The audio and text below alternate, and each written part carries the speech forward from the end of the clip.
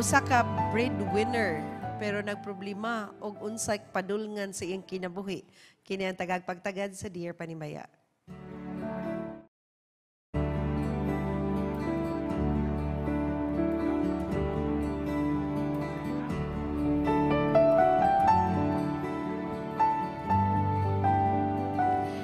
Dear Panimaya, I miss being carefree and happy. Breadwinner ko since college pa lang and pinagsabay ko ang trabaho and eskwela. Na-scholar ko and by the mercy of our God, gumraduate and now working. For 5 years, I have been working and giving for my family and leaving nothing for myself.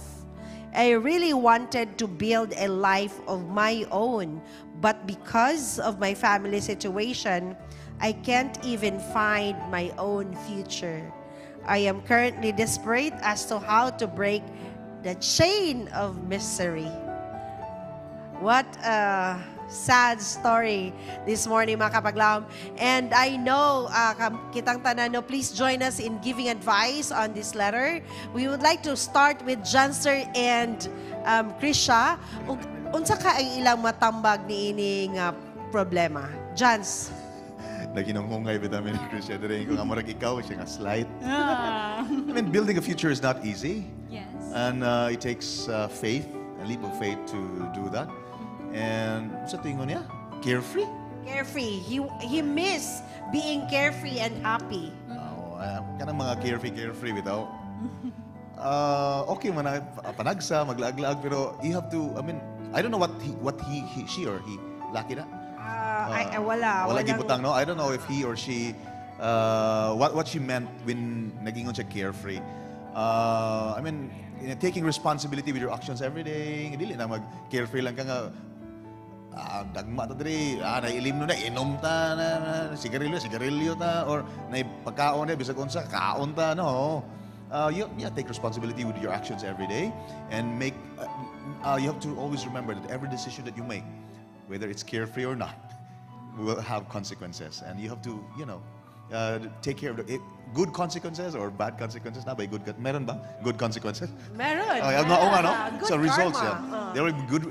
Every action that you make, there could be results, bad or good. So it depends on you and how you. So you're saying, Jazz, that whatever we are doing today, it builds the future that we are heading to. Yes. How about you, Krisha? Well, I want to validate first the emotion sa sender na to karong kabuntagon. Psychologist talaga si Krisha. In training. Yes. Dili gyud lalim nga ikaw ang mahimong breadwinner and mag-support sa imong family. At the same time, you want to build your own future. But you know what, sender? Kana im ginabuhaton sama sa giingon ni Kuya Janster na gina-prepare lang gyud ka sa Ginoo to take responsibility sa future nga gina-build nimo. Kana imong ginabuhat karon na pag-support sa imong family, gina-train na ka sa Ginoo nga mo step up ana nga ladder. So just be patient and keep praying nga katabangan ka sa Ginoo as you step up ana nga staircase nga imuhang ginaatubang karon ug maabot jud ka ana nga time wherein you can build and you are capable enough to build your own future and your family. You said, Krisha, that you're slightly a breadwinner. How do you maintain the balance? Oh, the balance. Siguro, of course, pag makadawat kasi yung sweldo, tithes, family, then self. And then, kung imuhan igunahon ng Ginoo ang family and imuhang self, when it comes to financial aspect, everything will just follow. And tested and proven ako na karon natin charm, even though 3 months pa lang ko diri. Praise the Lord. In Deza. Praise the Chiang Rai, Lord. Chiang Rai, Chiang Rai. Chiang Rai. Deza. Part of validating the feeling of our sender is also to communicate what he or she feels to the parents. They should know that he or she is struggling to juggle everything. They should know. And we were talking about that earlier.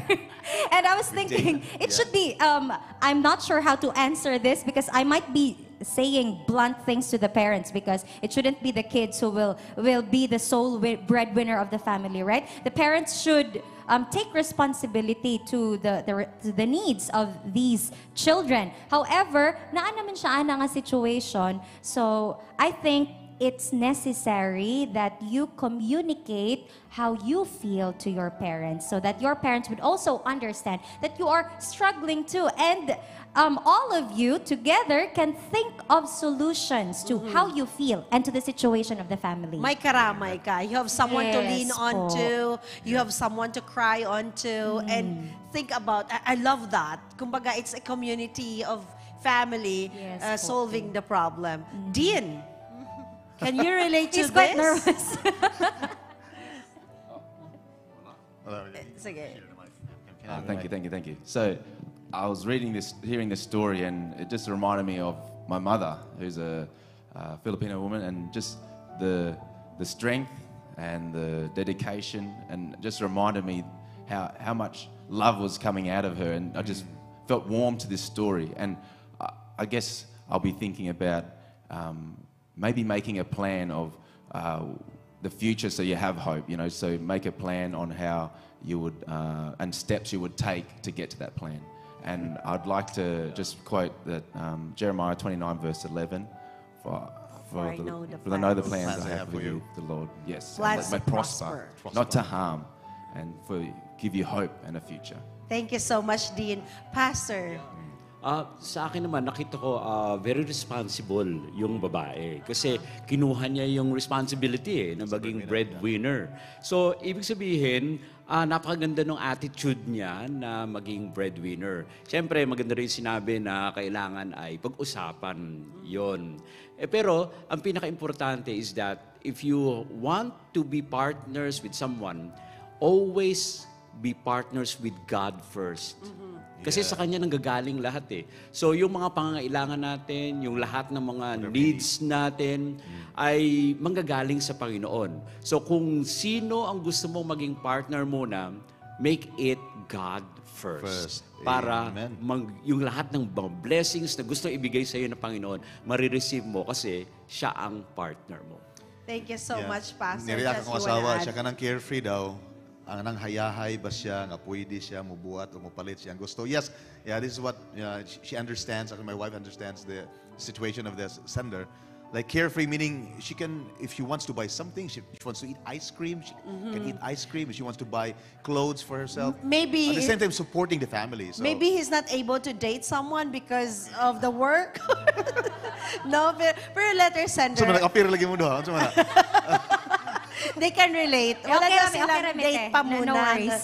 Yeah. Thank you so much, letter sender. And I hope na natagaan og sulban or maybe a comfort right Yes. now. This might not be the exact solution Solution. of what you're looking for, but take time to listen to your heart and tell your parents about this.